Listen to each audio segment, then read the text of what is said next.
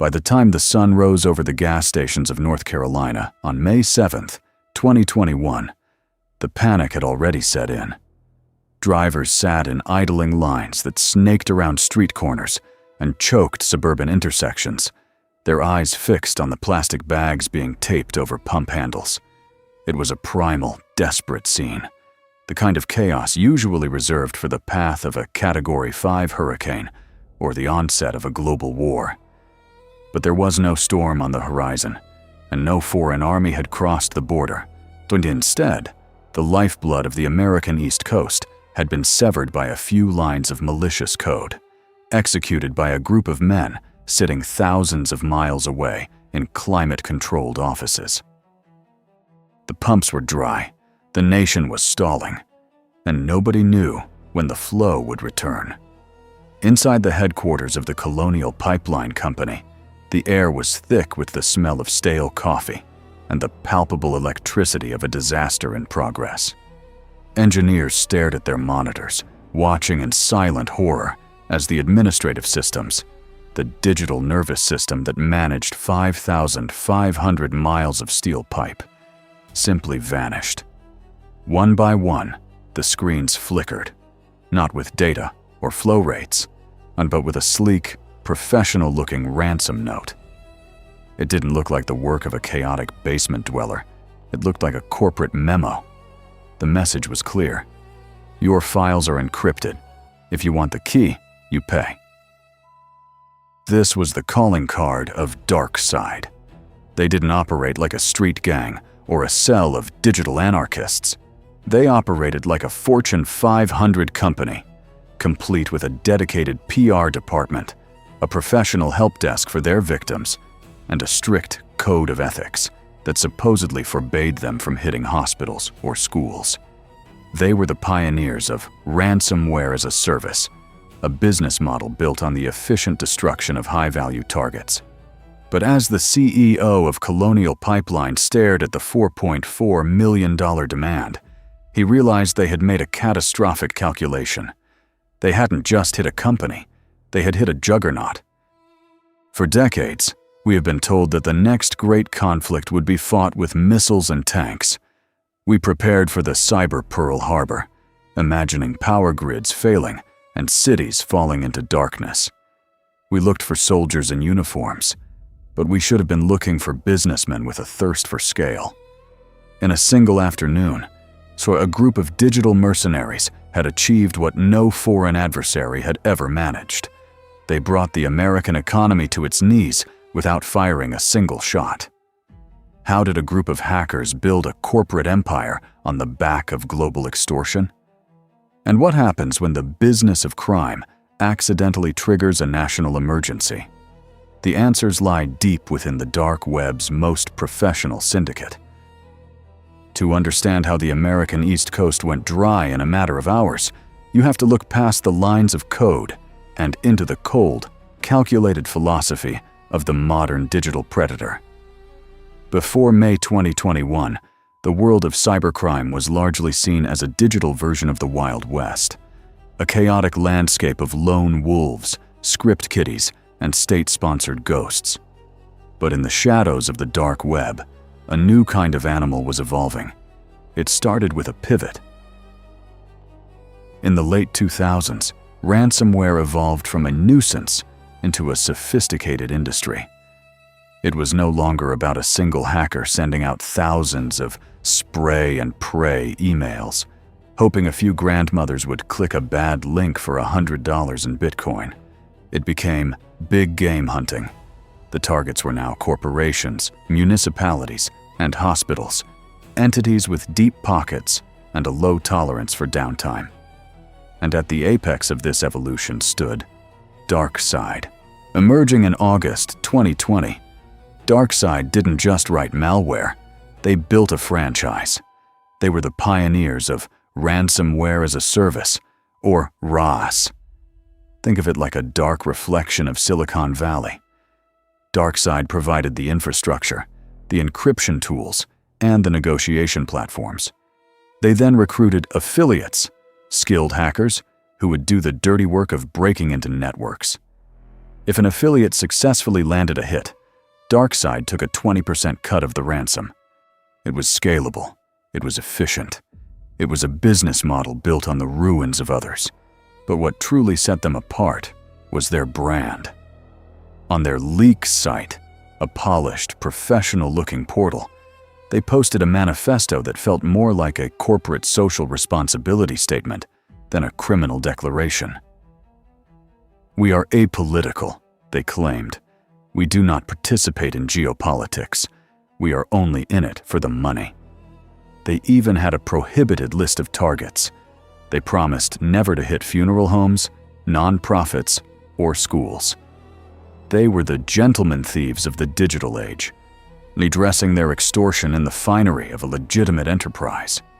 While DarkSide was building its brand, the Colonial Pipeline was simply trying to keep up with the 21st century. Founded in 1962, the pipeline was a marvel of mid-century engineering, a 5,500-mile artery of steel buried beneath the rolling hills of the south and the dense forests of the northeast. For decades, its job was simple: move 2.5 million barrels of refined petroleum every single day from the refineries of Texas to the thirsty markets of New York and New Jersey. It was the backbone of American movement. But as the world digitized, so did the pipeline. Old manual valves were replaced by sensors. Analog gauges became digital dashboards. The operational technology, OT, that moved the oil was now inextricably linked to the information technology, IT, that billed the customers and managed the employees. This was the silent vulnerability. The engineers in the control rooms were masters of pressure and flow, of steel and weld. They were not, however, masters of the invisible war being fought across the fiber optic cables. By early 2021, the stage was set. In a quiet apartment somewhere in Eastern Europe, an affiliate of the DarkSide syndicate sat down at a keyboard.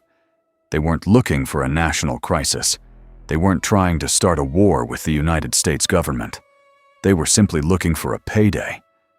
They found a dormant VPN account, an old doorway into the Colonial Pipeline's internal network that had been left unlocked, its password likely bought for a few dollars on a dark web forum.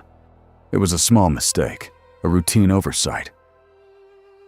But as the hacker began to move laterally through the system, jumping from server to server, they weren't just stealing data. They were planting seeds of digital rot. They spent weeks inside the network, silent as a heart murmur, mapping out every backup, every database, and every critical file. The syndicate was ready to press the button. They believed they were just hitting another big-game corporate target. They didn't realize they were about to trigger a cardiac arrest in the world's most powerful economy. At 5 a.m. on May 7th, 2021, the digital tripwires finally snapped. In a quiet monitoring center, a single IT employee sat bathed in the clinical blue light of a dozen monitors, watching a routine automated script fail. Then another, and then a third. At first, it looked like a glitch, a temporary hiccup in the massive flow of data that mirrors the flow of oil beneath the earth.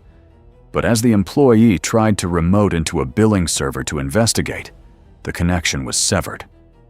Then, the screen turned black, replaced by the now infamous DarkSide logo, a sleek, stylized image that looked more like a premium tech startup than a digital skull and crossbones. The encryption was moving with the speed of a wildfire. Thousands of spreadsheets, customer databases, and financial records were being scrambled into unreadable gibberish, locked away behind a cryptographic wall that would take a supercomputer a billion years to crack. The panic was instantaneous.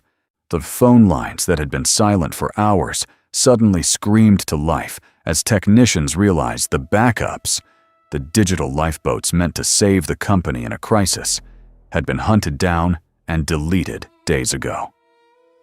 DarkSide hadn't just broken in, they had systematically dismantled the company's ability to fight back. In the boardrooms and control centers, the air grew cold. They weren't just looking at a computer problem anymore. They were looking at an existential threat to the American energy grid. Then came the decision. It is one of the most misunderstood moments in modern history.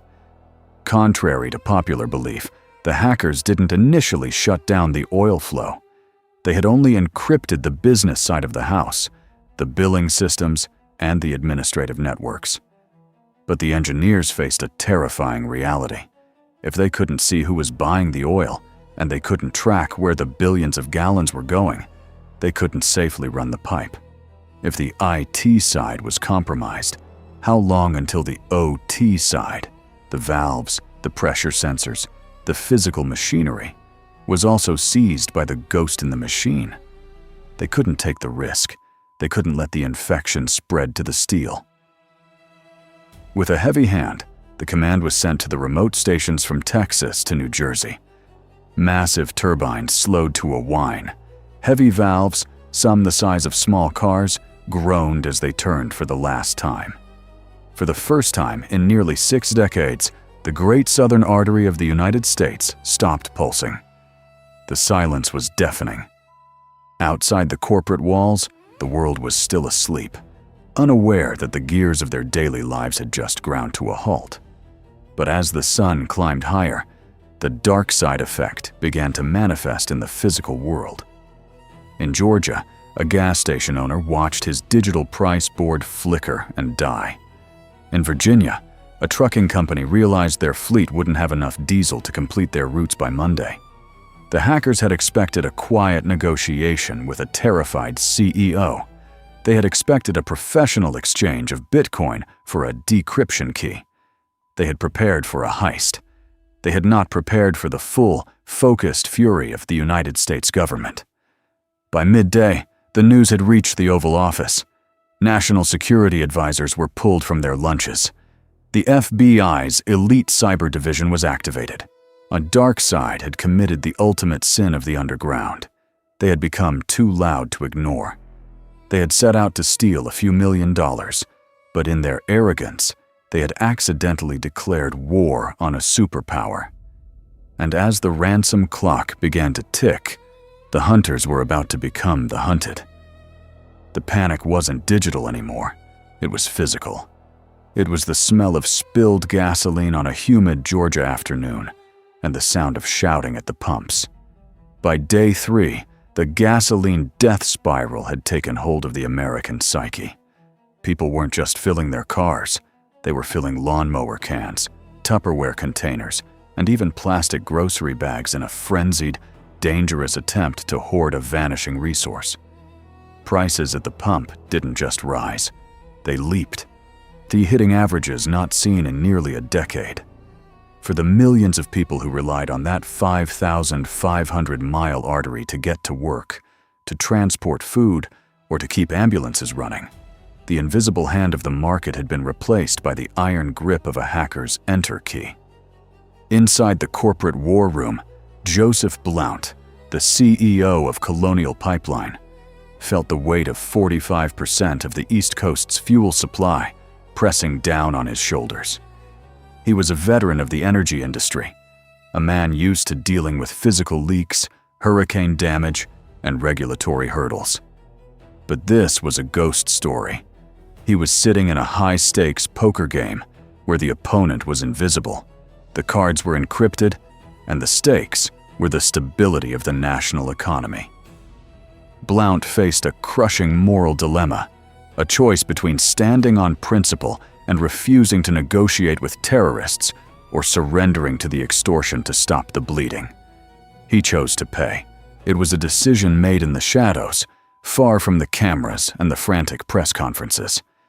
In a silent transaction that would have been impossible a decade ago, $4.4 million in Bitcoin was sent into the digital void.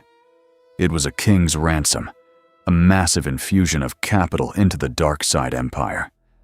Blount would later tell the Senate that it was the hardest decision he ever made, but at the time, it felt like the only way to save the country from a total collapse.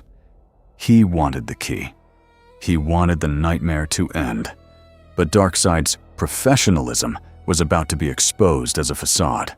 Once the Bitcoin hit their wallet, the syndicate stayed true to their word and sent the decryption tool. But as the engineers at Colonial Pipeline ran the software, a new horror set in. The key was agonizingly slow.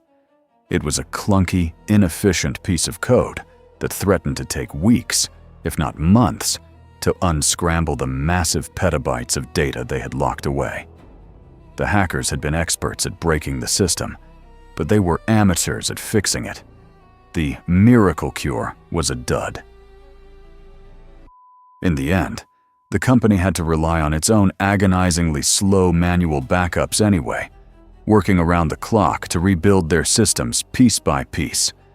The ransom had been paid, the ethical hackers had taken their cut, and the pipeline was still barely a whisper of its former self. Meanwhile, the hunters were closing in.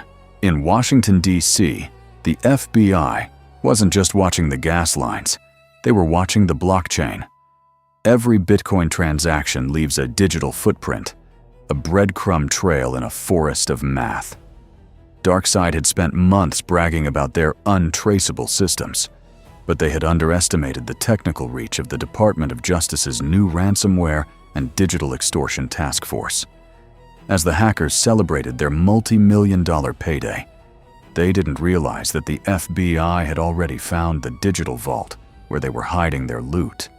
They were sitting on a fortune, but they were also sitting on a landmine. The syndicate that had prided itself on being just a business was about to learn that when you disrupt the energy supply of a superpower, the rules of business no longer apply. The FBI didn't need a SWAT team to breach DarkSide's headquarters. They didn't need flashbangs, heavy ramming tools, or even a search warrant for a physical building. Instead, they used the very same weapon the hackers had perfected, the surgical precision of the digital ghost. While the DarkSide affiliates were likely celebrating their $4.4 million payday in luxury apartments and dimly lit bars across Eastern Europe, a silent operation was unfolding in the back rooms of the Department of Justice. For weeks, the FBI's cyber-digital hunt team had been performing a forensic autopsy on the blockchain. They weren't looking for names or faces. They were looking for a digital wallet, a specific string of alphanumeric characters that held the stolen Bitcoin. In June 2021, the world watched in stunned silence as the US government did the impossible. They seized it back. Using a private key they had somehow obtained through undisclosed means, the FBI reached into the DarkSide's virtual vault and clawed back 63.7 Bitcoin, worth roughly $2.3 million at the time. It was a humiliating blow to the syndicate's brand. The untouchable businessmen of the dark web had just been pickpocketed by the very government they thought they had outsmarted. The message from Washington was thunderous. We can find your money, we can enter your vaults, and we can take what is yours. The internal reaction within the DarkSide syndicate was one of pure, unadulterated panic. For months, they had operated under the delusion that they were simply a high-tech service provider, insulated by borders and the anonymity of the Tor network. But the Colonial Pipeline hack had changed the math of global geopolitics. Suddenly, they weren't just hacker entrepreneurs. They were national security threats.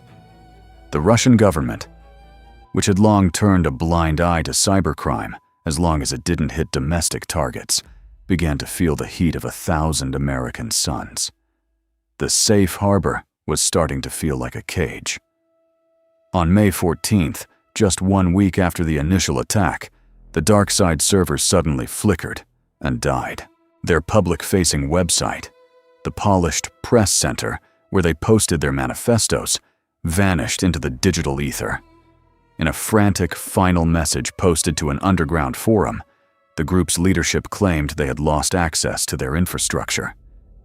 In view of the above and due to the pressure from the US, the message read, the service is closed. It was an exit scam of epic proportions. The leaders of DarkSide didn't just shut down, they liquidated. They grabbed what remained of their funds and disappeared into the vast, anonymous landscape of the Russian internet. They left their affiliates, the foot soldiers who had done the actual hacking, scrambling to get paid, holding on to useless encryption keys and broken promises. The Fortune 500 of the dark web had declared bankruptcy in the face of a superpower's wrath. But as the dust settled on the servers, a darker realization began to dawn on the cybersecurity community. DarkSide was gone.